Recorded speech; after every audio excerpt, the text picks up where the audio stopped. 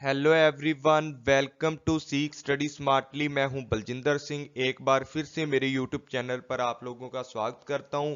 Dear friends, जो इस channel से पहली बार जुड़े हैं, जल्दी से जल्दी यूट्यूब चैनल को सब्सक्राइब कर लीजिए, बेल आइकन को दबा लीजिए ताकि आपको हर वीडियो का नोटिफिकेशन मिलता रहे। आपको पता ही है, मैंने 1000 MCQ विद एक्सप्लेनेशन एक कोर्स चलाया था जिसके अंदर पेपर 1 के हर यूनिट पर आपको 10-10, 15-15 वीडियो मिलने वाली हैं और हर वीडियो के अंदर आपको 10 MCQ मिलने वाले हैं।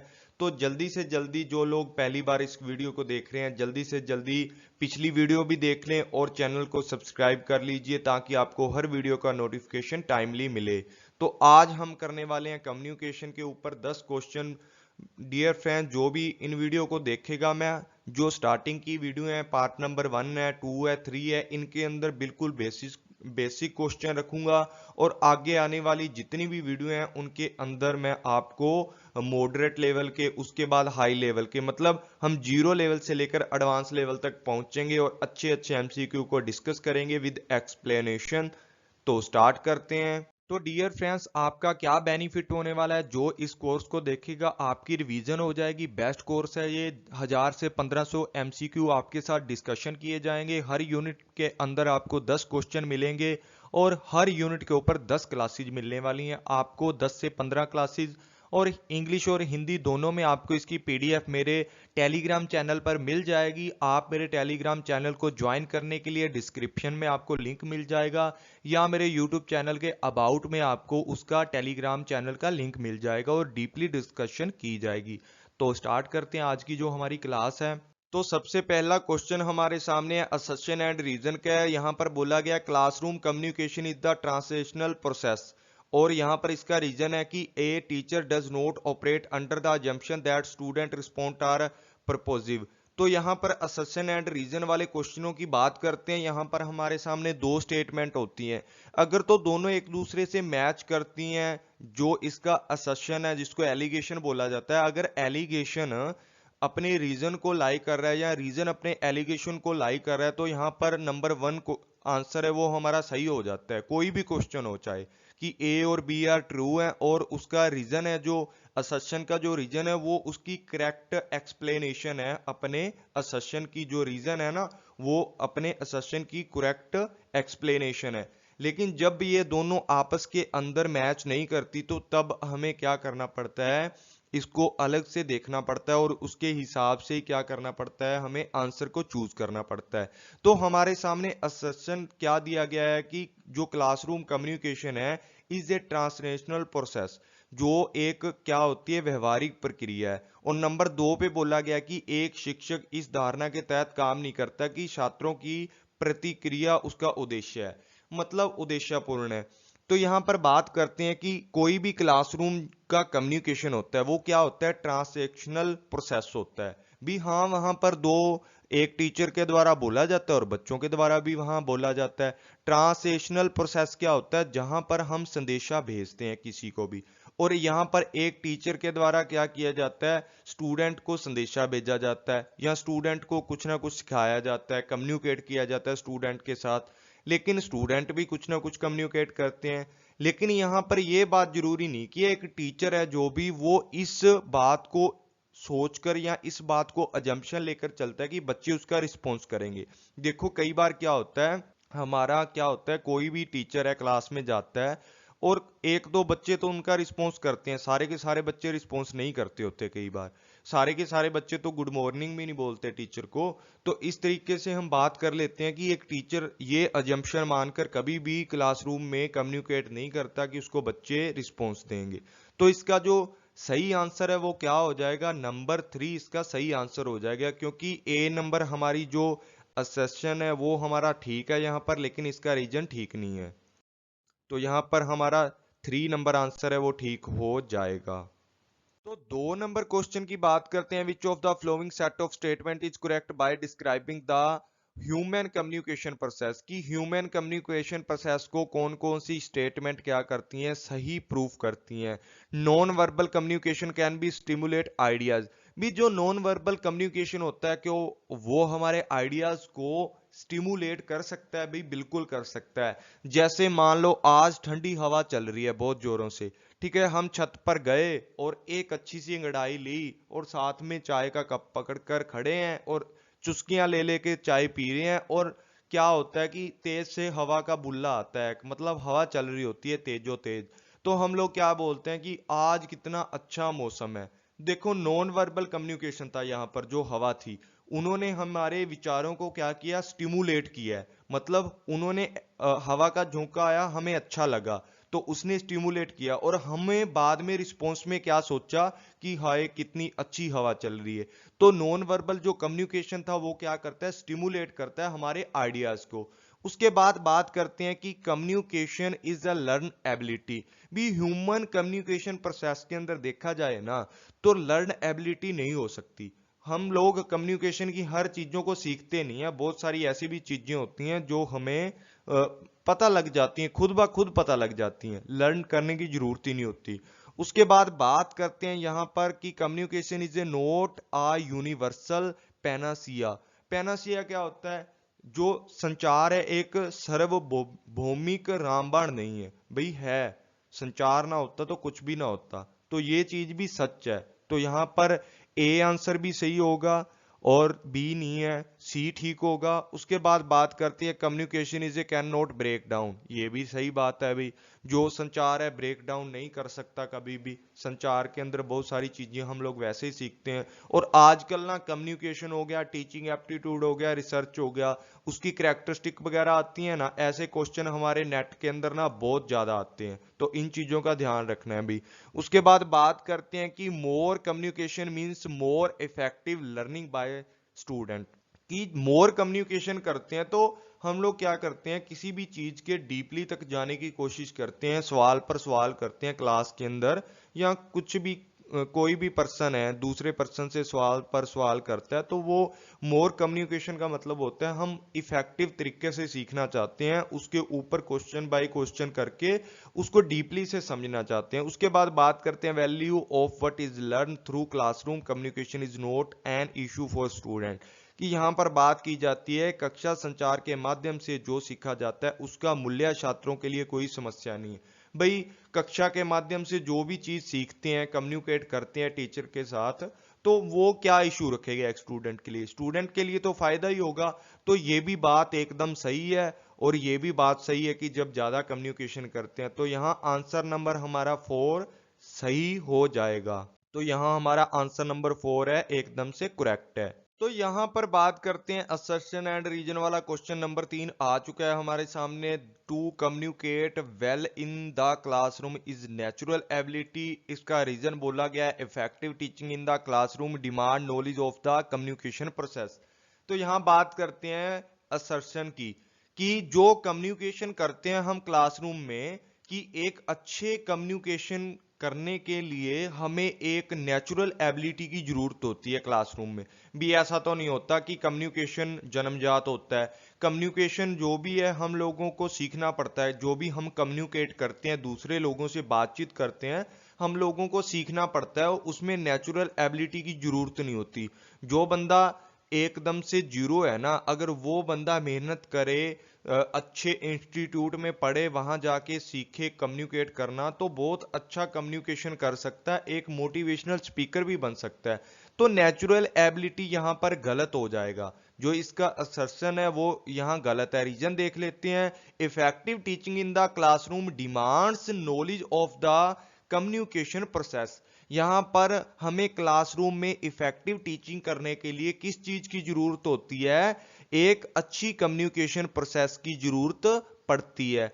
तो ये बात बिल्कुल सही है। यहां पर क्या हो जाएगा, जो हमारा ए ऑप्शन है वो गलत हो जाएगा, असर्शन हमारा फेल हो जाएगा, जो रीजन है वो ट्रू हो जाएगा। यहां पर नंबर आंसर 4 है हमारा, सही हो जाएगा।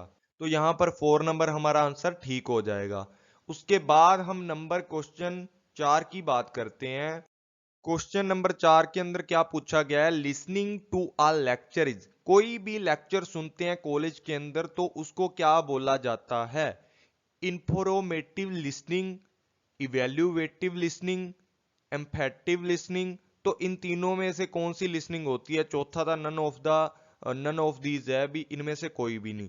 तो इन तीनों में से सुनना है कि कोई भी व्याख्यान सुनते हैं कॉलेज के अंदर, लेक्चर सुनते हैं, वो जानकारी सुनना होता है, मूल्यांकन सुनने वाला होता है, या सहानुभूति सुनने वाला होता है। तो सबसे पहले बात कर लेते हैं इसमें इंफॉर्मेशन सुनना। तो इसका आंसर वैसे इंफॉर्मेशन सुनना ही है, तो इसको समझ लेते हैं। तो यहां पर ए नंबर हमारा इंफॉर्मेशन लिसनिंग सही हो जाएगा कि लेक्चर सुनते हैं वो क्या होता है, इंफॉर्मेशन लिसनिंग होता है। प्री रिसीव इंफॉर्मेशन, कोई भी एग्जाम वगैरह देने जाते हैं तो हम प्री रिसीव इंफॉर्मेशन का वहां यूज करते हैं। हम लोगों ने जो चीज एक टीचर के द्वारा हमें नहीं पता होती वो सीखते हैं, उसके बाद उसका क्या दिया जाता है, एग्जाम वगैरह दिया जाता है। प्री रिसीव इंफॉर्मेशन, हम नॉलेज को प्राप्त करने के लिए किसी भी लेक्चर को सुनते हैं। उसके बाद यहाँ पर ना कोई भी रिक्वायरमेंट नहीं होती, रिक्वायर्स नो क्रिटिसिज्म और जजमेंट। हम लोग कभी भी देखा है आप लोगों ने, कोई भी बंदा लेक्चर है, पहले तो लेक्चर हम जो भी हमारे सीनियर होते हैं वो देते हैं, और दूसरी बात है कि हम लोग वहां पर कोई जज नहीं लगे होते, हम लोगों ने सिर्फ नॉलेज लेनी होती है, उनको सुनना होता है। तो क्रिटिसिज्म और जजमेंट की कोई बात नहीं होती यहाँ पर। और दूसरी बात, कई बार आपके मम्मी या पापा आपको डांटते हैं, लेक्चर सुनाते हैं, कई लोग बोलते हैं कि मम्मी पापा के सामने आज क्लास लगेगी, हमारा लेक्चर, मम्मी पापा आज लेक्चर सुनाने वाले हैं, हमारी क्लास लगेगी। तो वहां पर मम्मी बोलती है, बेटा कभी भी घर पर मेहमान आए उनके सामने से बिस्किट नहीं उठाना, तूने बोल देना मैंने बाद में खा लूंगा जी, आप खा लें। तो इस तरह की जो इंफॉर्मेशन वो हमें देते हैं, मतलब एक लेक्चर दिया जाता है सामने और उससे हमें एक नॉलेज मिलती है, इंफॉर्मेशन मिलती है, वो हम इंफॉर्मेशन लिसनिंग इसलिए लेक्चर को बोल देते हैं। उसके बाद बात करते हैं इवेल्युएट लिसनिंग। इवेल्युएट लिसनिंग क्या होती है, हम लोग किसी भी चीज को इवेल्युएट करते हैं। जैसे कोई भी टीचर है ना, वो बच्चों को पढ़ा देता है। अब यहां पर एक टीचर ने क्या कर दिया था, बच्चों को पढ़ा दिया था। पढ़ाने के बाद अब बच्चों को वैल्यूएट भी तो करेगा ना, बच्चों का फीडबैक लेगा, देखेगा कि बच्चे ने कितना सीखा है। यहां पर अंडरस्टैंड करता है एक टीचर बच्चे को। अंडरस्टैंड कैसे करता है, बच्चे का टेस्ट लेता है, रिटन टेस्ट, उसमें देखता है कि बच्चे ने किस तरीके से लिखा हुआ है, बच्चे को कितनी नॉलेज आ गई है, वो एविडेंस देखता है। जो हम टेस्ट देते हैं वो एक तरीके का एविडेंस होता है, उस चीज से वैल्यूएट करता है। और यहाँ पर लॉजिकल रीजनिंग चेक की जाती है, उल्टा सीधा क्वेश्चन दे दिया जाता है। पहले बच्चे को सिर्फ ये सिखाया जाता है, जैसे मान लो 2 और 2 4 होते हैं ना, तो उसके बाद इसकी रीजनिंग कैसे चेक करते हैं कि अगर 8 में से बच्चे को बोल दिया कि 6 निकाल दें तो कितना आएगा, मतलब 2 और 2 प्लस 4 होते हैं, ठीक है। इसी तरीके से माइनस सिखा दिया, प्लस सिखा दिया। अब बच्चों को उलझाकर क्वेश्चन दे देते हैं कि बेटा 2 प्लस 2 कितने होते हैं, 4 होते हैं, बच्चा बोल देगा। लेकिन अब यहां माइनस का कर दिया, 2 और 2 प्लस -2 ये कितना होगा। तो बच्चे को अगर नॉलेज होगी तो बोल देगा कि सर 2 होता है, नहीं तो वो बोल देगा कि सर 0 होता है। इस तरीके से एवेलुएशन किया जाता है बच्चों का, उनकी लॉजिकल रीजनिंग चेक की जाती है। उसके बाद एम्फेटिक लिसनिंग क्या होता है, एम्फेटिक लिसनिंग होता है कि किसी के इमोशन सुनने, मतलब कोई सत्संग कर रहा है, यार गुरु जी आए हुए हैं कहीं पर और वहां पर सत्संग चल रहा है अच्छा सा माता के मंदिर में, तो वहां पर हम लोग इमोशन सुनते हैं, देखते हैं कि पुराने लोगों ने कैसा किया था। इम्फेटिक मतलब जो हमारे इमोशंस के ऊपर इम्फेक्ट डालता है उसको इम्फेटिक बोला जाता है। पॉइंट ऑफ व्यू देखा जाता है सामने बोलने वाला कौन है, जिस बंदे में हमारी आस्था होगी उसको हम इम्फेटिक लिसनिंग, उसकी जब भी बात सुनते हैं उसको इम्फेटिक लिसनिंग बोला जाता है। तो यहां बात कर लेते हैं poster fall under communication. Poster कौन से कम्युनिकेशन के अंदर आता है, सब लोग रिटन मत लगा देना। यहां पर बात करते हैं ओरल की, विजुअल की, रिटन की और स्पोकन की। देखो स्पोकन तो नहीं आ सकता, ओरल भी नहीं आ सकता, क्योंकि कोई भी पोस्टर है उसके ऊपर कुछ ना कुछ तो लिखा होगा, और रिटन भी नहीं आएगा। यहां पर आएगा विजुअल। विजुअलाइजेशन करके हम लोग बड़ी बड़ी चीजों को आजकल दिखाते हैं एक दृश्य के रूप में, जिसको हिंदी में बोलते हैं एक दृश्य दिखाना। पोस्टर के ऊपर बहुत सारी चीजें ना क्या होती हैं हमारी, एक तरीके से पिक्चर के रूप में आती हैं। ऐसा नहीं है कि सब कुछ पोस्टर के ऊपर लिखा होता है। विजुअलाइजेशन के ऊपर क्या आता है, हर चीज आती है, लिखी हुई भी आती है और छपी हुई भी आती है, मतलब फोटो बनी हुई भी आती है। तो यहाँ पर जो हमारा आंसर नंबर, यहाँ पर हमारा आंसर नंबर बी है जो वो ठीक हो जाएगा। ठीक है, पोस्टर फॉल अंडर कम्युनिकेशन, किसके अंडर आता है, विजुअल के अंडर यहाँ पर हम लोग लिख देते हैं, विजुअल के अंडर आता है। Visual communication is the practice of graphically representation information of effectively create meaning. यहाँ पर इफेक्टिव मीनिंग को क्रिएट करने के लिए क्या किया जाता है, विजुअल कम्युनिकेशन का यूज किया जाता है, ग्राफली इसको प्रेजेंट किया जाता है। और इसके बहुत सारे टाइप हो सकते हैं। आजकल तो इलेक्ट्रॉनिक सिस्टम चल रहा है ना, तो बहुत सारे जो पोस्टर वगैरह लगाए जाते हैं ना, उनके अंदर आपने देखा होगा कि लाइटें वगैरह जलती हैं, कुछ ना कुछ चलता रहता है। तो सारी की सारी चीजें विजुअल में आती हैं, इसको बोला जाता है। इसके अंदर इंफोग्राफिक होते हैं, इंटरेक्टिव कंटेंट होता है, मोशन होता है, ग्राफिक होता है, बहुत सारी चीजें विजुअल कम्युनिकेशन के अंडर हमारे पोस्टर आते हैं। उसके बाद बात करते हैं क्वेश्चन नंबर 6 की। क्वेश्चन नंबर 6 की बात करते हैं, on the dash is possible to get immediately feedback, कि तत्काल प्रतिक्रिया या तत्काल हम लोगों को क्या करना है, प्रतिपुष्टि प्राप्त करनी है। वो कौन सा ऐसा सोर्स है जिसके द्वारा प्राप्त कर सकते हैं। यहां पर बात करते हैं लेटर की, टेलीफोन की, ईमेल की, फैक्स की। तो ऐसा कौन सा इन चारों में राइट ऑप्शन है। देखो यहां सारे के सारे ऑप्शन है ना, कंफ्यूज करने वाले हैं। तो राइट ऑप्शन कौन सा हो सकता है। तो सबसे पहले बात करते हैं लेटर की। कोई भी लेटर है, हम लोगों ने लेटर लिख दिया, पहले तो आधा घंटा लेटर लिखने में लगाएंगे, उसके बाद उसको पोस्ट करने जाएंगे। ठीक है, पोस्ट होने के बाद ये 3-4 दिन के बाद जाकर सामने वाले को मिलेगा। तो ये तो इमीडिएटली फीडबैक नहीं हो सकता। तो पहला ऑप्शन हमारा यहां पर गलत होगा। ठीक है, पहला ऑप्शन यहां गलत हो गया। नंबर 2 की बात करते हैं, टेलीफोन की।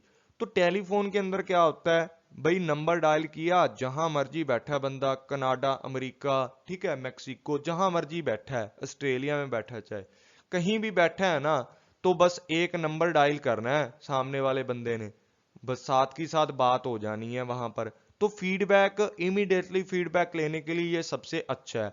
और बात करते हैं ईमेल की। ईमेल को भी लिखने में टाइम लगेगा भाई। ठीक है, उसके बाद क्या पता सामने इंटरनेट हो या ना हो। चलो इंटरनेट का इफेक्ट तो फोन पर भी पड़ता है, लेकिन कॉलिंग पर तो नहीं पड़ेगा ना। अगर इंटरनेट कई बार नहीं भी चलता, अभी मोदी राज चल रहा है ना, इसके अंदर इंटरनेट नहीं भी चल रहा, लेकिन कॉलिंग तो चलती है ना थोड़ी बहुत।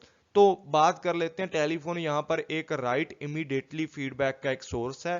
फैक्स की बात करते हैं, यहाँ पर भी भाई फोटो स्टेट करना पड़ेगा, बहुत कुछ करके फिर दूसरे बंदे को हम भेजते हैं, थोड़ा राइट भी करना पड़ता है। और इंटरनेट हो या ना हो, कई बार फील्ड भी हो सकता है। तो फोन है, जो टेलीफोन है, वो क्या है, इमीडिएट फीडबैक का एक ऑप्शन है। तो इसको भी समझ लेना अच्छे से। तो बी ऑप्शन हमारा यहाँ सही हो जाएगा। नंबर 7 पर बात करते हैं क्वेश्चन की, the information the receiver get is called. जो एक रिसीवर होता है सामने वाला, अगर उसको कोई भी इंफॉर्मेशन मिलती है तो उसको वो क्या बोलता है।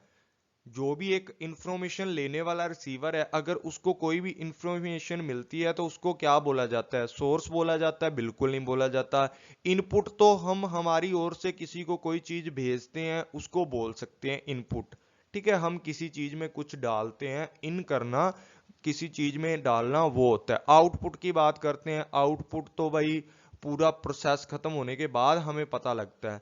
तो बचता है यहाँ पर मैसेज। कोई भी इंफॉर्मेशन देते हैं, हम बोलते हैं ना भाई उसको ये इंफॉर्मेशन दे दियो, मेरा मैसेज उस बंदे तक पहुंचा दियो। तो यहाँ पर ए ऑप्शन है वो हमारा क्या हो जाएगा, ए ऑप्शन हमारा सही हो जाएगा। उसके बाद बात करते हैं, यहां पर क्वेश्चन नंबर 8 की बात की जाती है, communication in the organization should be ideally follow. मतलब जो भी हमारा फ्लो होता है ना, किसी भी ऑर्गेनाइजेशन में, किसी भी कंपनी में, किसी भी सरकारी दफ्तर में, कोई भी एक ऑर्गेनाइजेशन है, एक संगठन है, उसके अंडर जो भी कम्युनिकेशन किया जाता है वो किस तरीके का फ्लो होता है वहां पर, मतलब कैसा फ्लो होता है, टॉप टू बॉटम या बॉटम टू टॉप या बोथ वे चलता है या हॉरिजॉन्टली चलता है।